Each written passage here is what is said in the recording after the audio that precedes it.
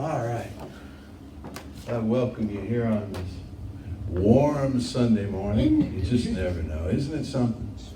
You know, and then, what is it, tomorrow night, I think the temperature starts to, and then Tuesday and Wednesday, it'll be Christmassy type weather. For this hemisphere anyway, and then it'll warm back up. As somebody said, some funny person said, and then we all catch colds. Yeah. And I thought, no, we're gonna cancel that one right out. But it goes to change always. Change in the weather. Change in consciousness. That's what we've come here for today. To make a change and to notice the change that's always being made, because we're always learning something new. You never step in the same river twice. You're not who you were yesterday. You're not even who you were at breakfast. Because of new insights, awarenesses, revelations. We broaden our minds, open our hearts, and experience the sense of the sacred. The sacred is like a frequency into which we tune, because it's always there, it's always happening around us. So often we screen it out, or as one person said, you know, in the midst of the noise, there's a signal. In the midst of the noise, in the midst of the static, there's a signal, and we're going to hone in on that signal. It's a transmission, if you will, from infinite consciousness, infinite mind, and all it beams to us is unconditional love. But it can feel lost in the noise, in the confusion. So we make a deliberate effort to find it, isolate it, lock in on it. This we do through prayer, through meditation, through regular daily spiritual practice.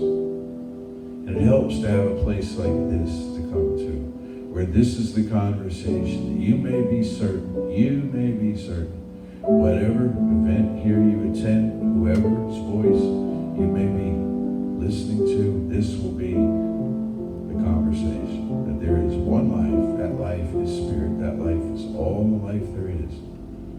That life is your life right now. So in this more or less hour together, something powerful and transformative is occurring in and to and through each one of us, assisted along by words and music and hugs and smiles and the energy of the group. So I invite you to be with your thoughts, your feelings, your sweet, sacred process, whatever that may be on this wonderful Sunday morning as we sit together for a few moments here in the beauty of this music.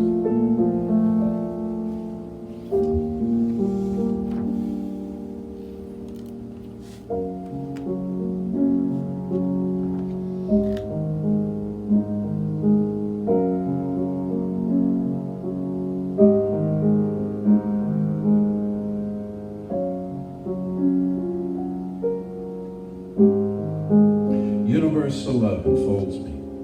Universal wisdom inspires me. Universal spirit enlightens me. Universal power encircles me. I am one and all is well. I invite you to open yourself to the miracle-working higher power and symbolize the unity of your thinking and feeling nature by touching your chest with your right hand, letting my words act as your own for your own inner acceptance and receptivity. I acknowledge that there is a power, intelligence, and wisdom greater than my own. I am in the midst of it, and it is in the midst of me, sensitive and responsive to my every thought, word, action, and feeling. I now make this true for myself by saying aloud, I acknowledge.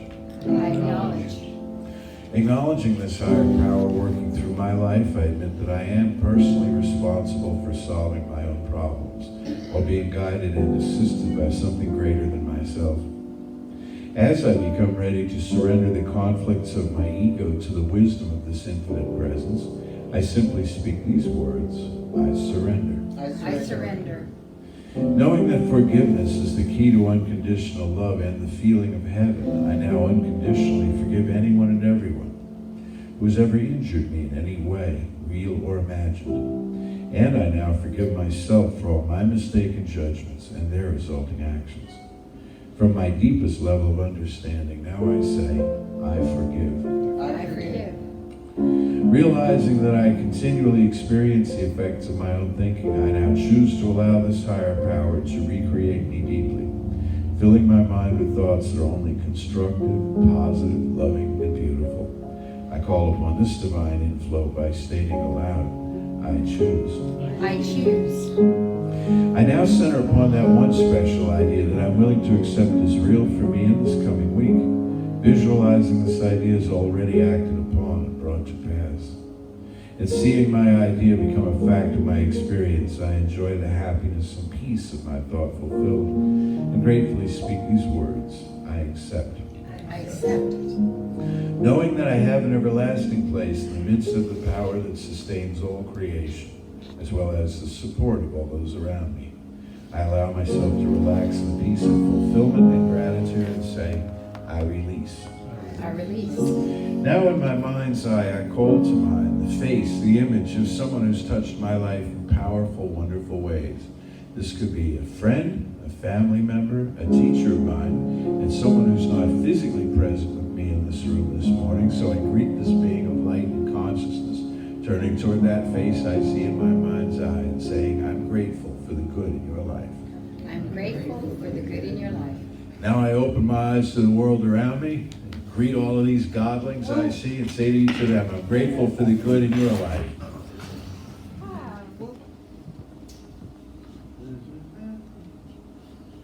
Yeah, okay, good.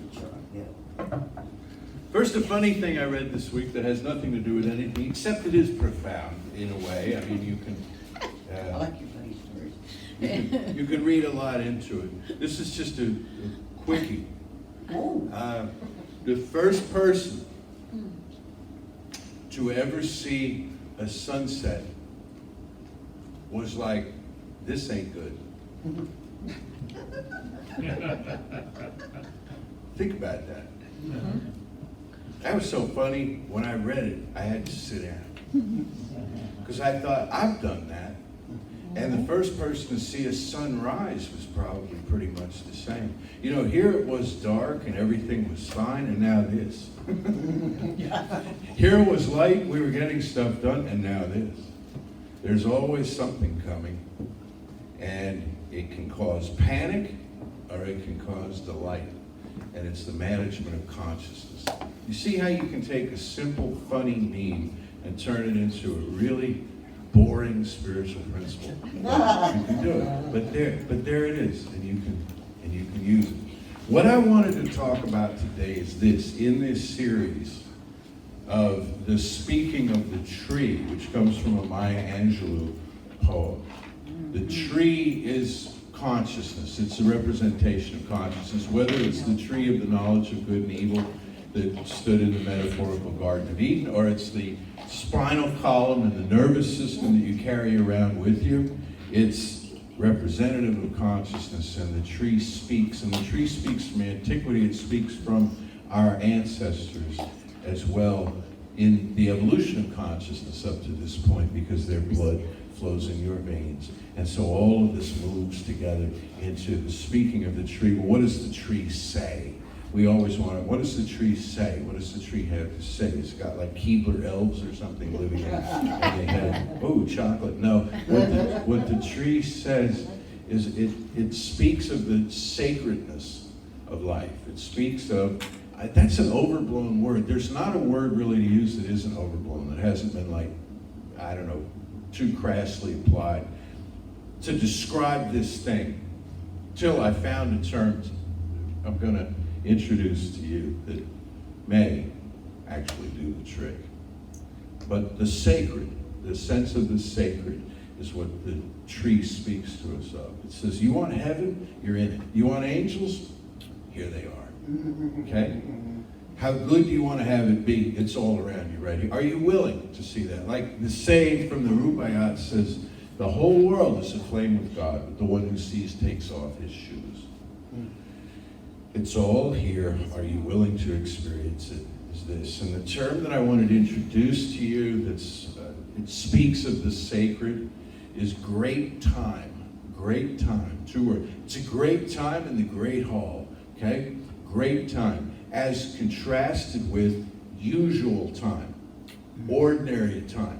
Do you know in the Anglican Church there's a period of the year called ordinary time? And there are periods of the year called sacred time. What are these periods of the year? Ordinary time in the liturgical year is when there's not something special happening. I'm thinking like July maybe, where I don't remember how the liturgical year exactly was lined out. We had to memorize it at one point because I was a baby Anglican. But it would be like the 5th Sunday after Whitsuntide, that kind of thing. And it means like today, there's not much going on. Whitsuntide is in the past, something else is coming up, but right now it's July. It's dog days of summer. These are ordinary days, ordinary times. Ordinary time that leads to great time, that leads to sacred time. And in the Christian model, that's the arrival of the Christ child. That's the presentation of Jesus the Christ at the temple. It's his baptism, marked, his baptism preceded that, but marked moments throughout his ministry, his death, his resurrection, his assumption into heaven, transfiguration, all of these different experiences. Well, these are sacred time. These are great time. These are great time. And what the Christian is asked to do is to notice this, to take notice of this is happening now. And you would feast, or you would fast leading up to it. Do you know the Italian practice, the Feast of the Seven Fishes? Have you heard of this? It's an Italian-American celebration. It takes place in Italian-American households on Christmas Eve.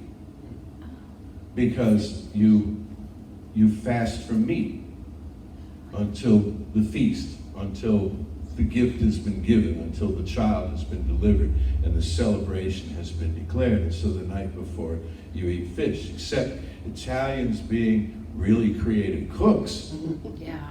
It's not just like you're thinking maybe fish, like a slab of fish. No, we're talking octopus, we're talking eel, we're talking really exotic kinds of prawns and shrimps and amazing things, Well, it's a focus of the mind. It's why you do these things, why you feast and fast, is to bring yourself into alignment with a higher idea. There's something special happening. So you can blow off sacred events at bah humbug, right? Nothing happening here, nothing to see, folks. Keep moving, and you know what? There won't be. You'll just turn a page on the calendar and you move on into ordinary January, ordinary 2020. It's more or less a year like any other. It's got kind of a cool name, a lot cooler than 2019. That sounds kind of lame. 2020 is kind of, like vision, right? I mean, it sort of gives it 2020. We've got something hip happening here. But if you don't want it, you don't have to.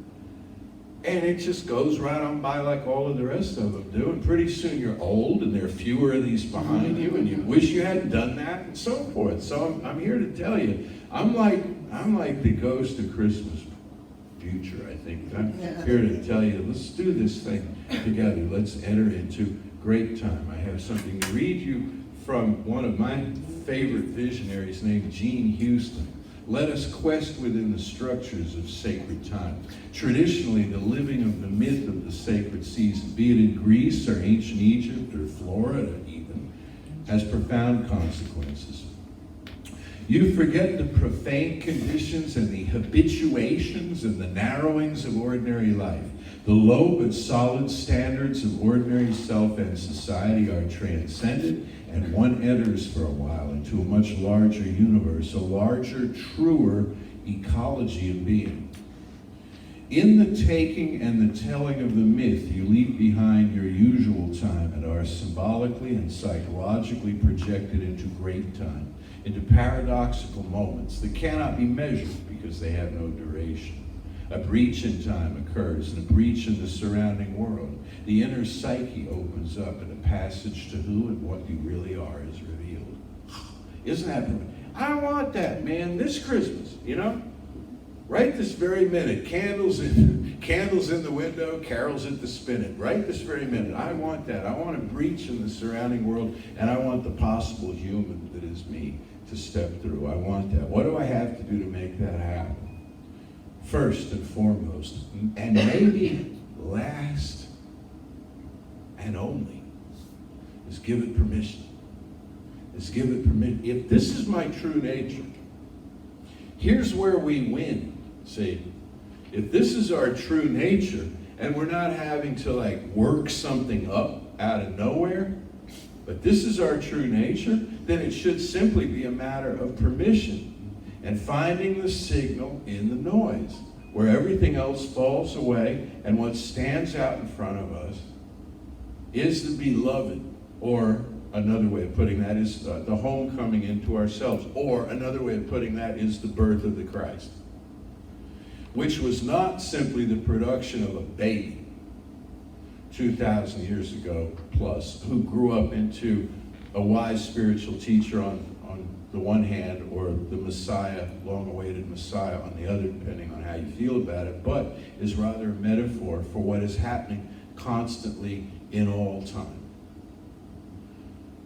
But if there's not a baby involved, that's not the metaphor that's employed. It's still breaking through into the fullness of who you are, into great time, where everything is sacred. And we can do this because, what are you doing, Amanda? Because time is fluid anyway. Time is flexible. We make stuff up. Was it 5 weeks ago when we were all texting and emailing each other over the weekend saying, you get an extra hour of sleep before you come in Sunday? And some states are voting not to do that now, and other states never opted into the thing, and so they just decide, and some, in one state or another, it's part of the state. I think it's Indiana?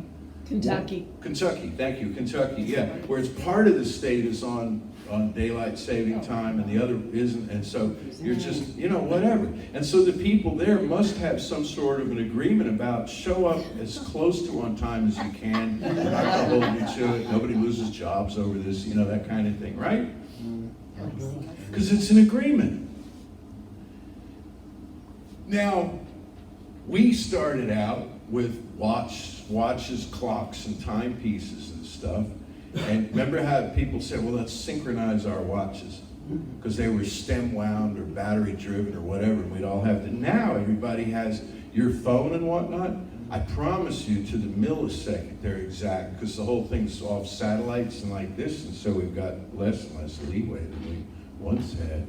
You go back to cuckoo clocks and grandfather clocks, and you go back to 1330. I looked this up. 1330 was the first real clock. That's not all that long ago. And you go back further than that, and we're talking sundials and so on. So we made the thing up. And so your ancestors of 500, 600, 700, 800 years ago would have said, I'll meet you when the sun's about there. And we would have been like, okay. And then it rained. And we're like, what? But we walk around thinking we are beholden to this thing called time. And we're not. We can't be. It's a joke. It's a metaphor. It has every bit to do with the real unfoldment of our lives as the stock market has to do with prosperity, which is another thing. Because if I tell you that I'm selling pork bellies short or whatever, and you decide to go with that, and money changes hands, it's all speculative, and it has nothing to do with the creation of actual wealth. It's all speculative. That's how much power we have in consciousness. So when somebody like me suggests that you take possession of sacred time and call it your own, you're entitled. You're entitled. And in sacred time, there are no endings. Ordinary time ends. It also begins. It's like a stopwatch. Great time never began. So it can never end. So everything just expands outward. And you stand in the midst of wonder. Now, to make this practical for you, I have a practical example to give you. Because sometimes I do get kind of philosophical and off in this thing. Now that you know all this, what are you going to do with it, right? Right. So I have a story to tell you that you can apply to your own life, in your own what?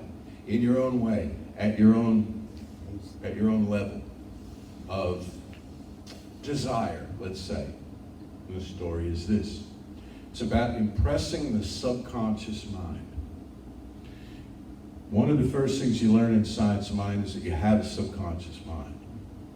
You really kind of are a subconscious mind, but for the sake of argument, we'll say you have one, and that you impress upon it things all the time, and now you can learn to impress upon it that which you wish to create in your life. Stuff that you wish to inhabit. You want to turn the corner and walk into a reality, you can impress that upon the subconscious mind. You don't have to impress it with every last thing that comes along. Or you tend to manifest every last thing that comes along, and it gets real random, right? So we start to take possession of this, and we start to notice moments, and we stand, and like the person who was afraid of the sunset could have done that differently and could have stood there and said, this is the start of something great. Or at least it's the start of something beautiful, right? And we don't know what that first person, this is a silly meme, so we don't know what that first person said. Maybe they did say that in the face of the sunset. But what we know is we can do that. We can do that. We can decide what to think and how to feel and put the two together and have an impress on the subconscious mind to perform. She got an invitation to sing the national anthem at a Philadelphia 76ers basketball game, which is a pretty big deal. But it's not like such a big deal that other people, they play like an 82-game schedule in the NBA, so half of those are home games, and at every game they're going to have the national anthem, and somebody's probably going to sing it. Or play the banjo, or do something with it, but they're going to deliver the anthem. And children are appealing, and they make good TV, and so to have a talented child come out and sing a song, it's not unheard of, is what I'm saying. And so this girl got invited, and there she went. Now, your average NBA game gets about 15,000 people, even if the teams aren't all that good, because it's a thing, And so picture an arena in Philly with 15,000 people in it, and here's an 11-year-old girl standing there holding a microphone, singing, I'm thinking Kenzie here, I can't help it, but singing the national anthem with no accompaniment, a cappella, she sings it. And she did a really fine job. You can see it on YouTube. She sang it on key. She had kind of a thin, reedy little 11-year-old voice. Nice little warbly vibrato. And she remembered the words, which is a very big deal because if you don't remember the words, you're on YouTube for life for bad reasons. And so she remembered the words and she delivered and got a polite round of applause from the audience, and that was the end of that. But I bet what she was doing, and someday I hope to have a chance to ask her. I want to roll out my journalistic credentials and track her down and ask her this question. That night, when you stood there, center court with the microphone, and you were singing, were you looking around at this place and thinking to yourself, yes, this is for me. This is where I belong. I bet she was, because last week she was named the Billboard Artist of the Decade. Taylor Swift, 11 years old, singing at center court, looked around and thought, all these people, I belong here. I can do this. Hear my voice. Hear my voice. Hear my voice. and she sold 50 million albums. She's won 10 Grammy Awards. She's done all of this because that night, and other nights as well, but that one stands out. She would have said, yeah, I belong, and had a visual and an auditory and a kinesthetic reaction to what was going on, and imprinted, that's the word, imprinted, stamped, like hot lead type like they used to use, imprinted that on the subconscious mind. This is where I belong. There's a little more to her story, and this is not the whole story. I know very little, frankly, about Taylor Swift. I haven't followed her career and all that much, but I'm impressed. I'm impressed with this. And one more thing about her I'm impressed about, which is now, once having done that and imprinted this on the subconscious mind, now there comes the opportunity to road test it, take it out there. And on that road, there may be bumps. So, she grew up in around Philadelphia, and she sang and stuff, and she was looking for, she knew at a very early age, even before that night at the basketball game, that she wanted to be a musician professionally. But she was looking for a genre, shall we say, and she turned on the radio and she heard, who was it? It was Casey Musgraves or somebody singing, and she said, Dad, I want to sing country music. Now, she wasn't a coal miner's daughter. I mean, she didn't fit the profile of the country singer. She was more of an urban kid. But she said, I want to sing country music. Shania Twain, that's who it was. She listened to Shania Twain. She said, I want to sing country music. So she started singing country music around the house. And then she says to her parents, would you please take me to Nashville so that I can meet some people and get my career going? They take her to Nashville. And she had been practicing Dolly Parton covers and also Dixie Chicks. And she goes, they take her to a talent agent in Nashville who says, well, you're good and all, but everybody is singing what you're singing. The city is loaded with children and grown-ups all doing what you do. Well, she came to a turning point. And this could be a moment where she gave up. Do you have any idea how hard it is to break into this business? Do you have any idea how many others have come before you? Do you know what this is? You should settle. You should settle is what the lower level of consciousness in the world might have us do. Just settle and be safe and go home and go home.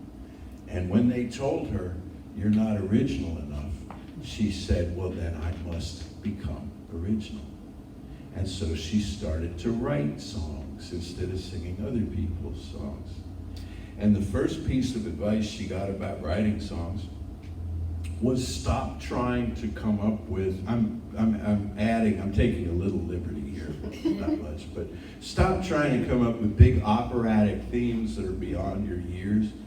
You know, the big kind of epic saga thing. Country songs are often about that. You know, there's a whole resolution. It's a whole opera, really. And instead of all of that, just write about being a kid. Write about being who you are. Write about your day at school. Did you have a good day at school? Did you learn anything? Were people nice to you? If they weren't nice to you, how did you respond? And so on. And so she starts writing about that. And you know what? That's what made her famous. That's what made her one of the top 100 songwriters of the past century, the past 100 years, is the fact that she was able to take her own life, and turn it into art. So I tell you this story because it's not only given me a new appreciation for an artist that I hadn't really paid much attention to, but what am I doing with this? Where am I going to turn on the engines of my creativity? Where out in the world am I going to stand there and say, yeah, you know, I belong here. This is great. I want more of this. This is what I'm going to imprint on my subconscious mind. And this over here, this is what I'm not going to. I am not going to rewrite my story of humankind and of creation based on this information. I will regard it, I will bless it, and I will release it. I will not internalize it. Because whereas time never began and never ends, it seems as though the contents of consciousness are somewhat finite in the sense that they're fuel. They're fuel, and we're running on that fuel. And you don't want to corrupt the fuel. You don't want to pollute the fuel, you know? Or you stall. So I'm going to introduce into my consciousness in a powerful way, a power-laden way, that reality that most conforms to what I want to have happen, rather than what I am afraid must happen. What I want to have happen. How would I have it be if I could have it be any way at all? That's what I'm going to invite into my consciousness. And so, my friends, as we go through the next 10 days or so, 2 weeks of this holiday season, and all the competing energies and information and the sensory bombardment and all the rest of this stuff, the peace on earth and goodwill toward all, the highest aspirations of human consciousness that are yours to have, go with that. Seek that out and see where that's happening. See where that's happening. See the stories. Find, if you follow the news feeds and all of this, pull the stories out of there that are sweet and gentle and beautiful and involve rescue puppies and things like that, or involve the Salvation Army guy with the kettle and somebody threw a coin in and he blessed them because he's thinking, gosh, I wish they'd throw in folding money, you know, because we could really use it down at the shelter. And tink, somebody threw in a coin and he got the thing back to the table and dumped it out, and it was a $1,500 Austrian gold piece, which is going to provide X number of meals and warm places to stay for so many people. Seize onto that and say, yeah, this is working. This life is working. This holiday is working. This whole thing is coming together in one great symphony of good. Okay? So more on that Wednesday night. Wednesday night's going to be about how to deal with the stress of the holiday season and the practical stuff. And so I told him at 9:30, and I said, so what I want you to do is wolf down your dinner, dart out the door, sit in traffic, and come down here on Wednesday night to hear about how we're going to transform the stress of the holiday season. And then Christmas Eve is coming up, and I really hope you'll join us for that, because we've got terrific music, and I'll give a little talk, and we'll have some candles, okay? For now, let's know together there is one life, one power, one presence, pure spirit, everywhere radiant, everywhere manifesting. This one. The I am, the great I am. What more can be said about it? That it is jaw-dropping in its immensity, its magnitude, its complexity, and its boundless love. I stand in awe before it.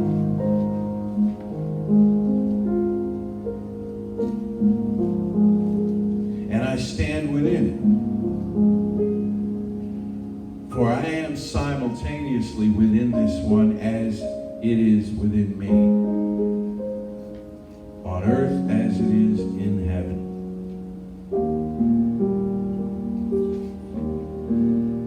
Everything I need to know to be more completely me is jumping into my mind, and everything that it would be useful for me to release that only serves to clog up the works is now being easily and gently released by me back into the realm of pure potential, the reservoir of undifferentiated energy from whence it came.